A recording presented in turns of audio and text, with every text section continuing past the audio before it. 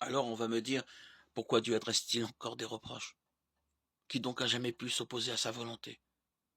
Toi, homme, qui es-tu au juste pour entrer en contestation avec Dieu? L'œuvre va-t-elle dire à l'ouvrier, pourquoi m'as-tu fait ainsi? Le potier n'est-il pas maître de son argile, pour faire avec la même pâte un objet pour un usage honorable ou un autre pour un usage vulgaire? Dieu, lui, tout en voulant manifester sa colère et faire connaître sa puissance, supporte avec beaucoup de patience des objets de colère, faits pour la perdition. Il l'a fait aussi pour faire connaître la richesse de sa gloire en faveur des objets de miséricorde qu'il a préparés d'avance pour la gloire. C'est-à-dire nous, qu'il a appelés non seulement d'entre les Juifs, mais encore d'entre les païens. C'est ce qui est dit dans le livre d'Osée. Celui qu'on appelait pas mon peuple, je l'appellerai mon peuple. J'aimerai celle qu'on appelait non aimée. Et la même où Dieu leur avait dit, vous n'êtes pas mon peuple. Là, ils sont appelés fils du Dieu vivant.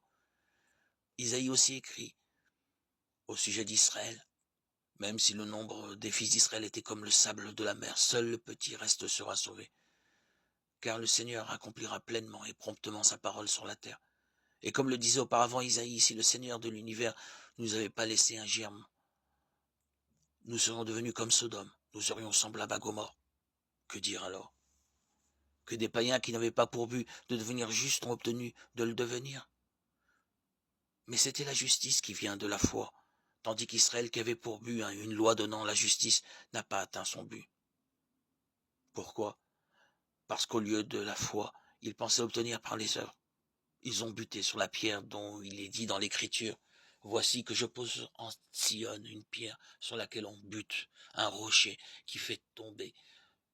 Celui qui lui donne sa foi ne connaîtra pas la honte. Romains 9, 19, 33.